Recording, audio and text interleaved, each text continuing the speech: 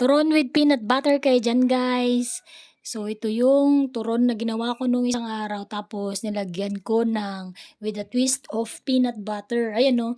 Nung una, ako lang yung nag-video. Ang hirap pala mag-video talaga ng one hand lang yung gumagawa.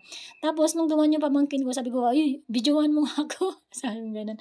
Para may maayos na video.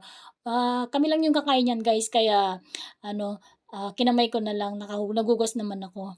Tapos ayan 'no, yung nilalagay ko dun ay tubig para dumikit yung, turon wrapper dun sa saging. So meron akong ginawang turon na may peanut butter at meron ding yung regular lang na sugar yung naka-coat dun sa saging. Ayan na, so piniprito na, tapos binaliktad, tapos ayan na, luto na guys. So the moment of truth, tikiman time na.